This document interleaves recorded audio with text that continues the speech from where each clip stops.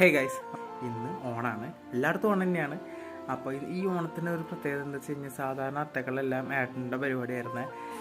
ചാറ്റുപ്പില്ലാത്തതുകൊണ്ട് എനിക്ക് സാധാരണ ഉറങ്ങി എണിച്ച് കഴിഞ്ഞാൽ പൂവരിയ അങ്ങനത്തെ ഒരു പരിപാടി മാത്രമേ ഉണ്ടായിരുന്നുള്ളൂ. ബാക്കി വരയ്ക്കൽ ഡിസൈനിങ് ഒന്നും എനിക്കറിയണ്ട, പൂ ഇടണ പോലെ എനിക്കറിയണ്ട, എങ്ങനെയാണ് കളറൊന്നും അറിയണ്ട. പക്ഷേ ഈ പ്രാവശ്യം പ്ലാനായാലും വരയ്ക്കാനാണെങ്കിലും ഞാൻ എൻ്റെ തലേനെ വേണം. അപ്പോൾ പൂക്കടയിൽ നിന്ന് പോയി പൂ എടുത്തു വന്നിട്ട് ഈ വിചാരിച്ചത് വരച്ചത് വന്നതെല്ലാം വളരെയധികം വ്യത്യസ്തമായിട്ടുള്ള കാര്യങ്ങളായിരുന്നു.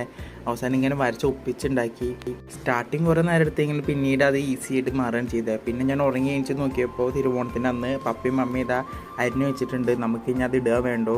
ആ സമയത്താണ് ലച്ചുവിൻ്റെ മീതെ ഫുള്ള് നീല കളർ, ആ കളത്തിൻ്റെ മീതെ കിടന്നുരുളായിരുന്നു അവള്. പിന്നെ അവളെ തൂണിൻ്റെ മീതെ ഇരുത്താണ് ചെയ്തത്. മമ്മി സ്റ്റാർട്ട് ചെയ്തു. പിന്നെ ഇതായിരുന്നു ഞങ്ങളുടെ ഫൈനൽ ലുക്ക് വരുന്നത്.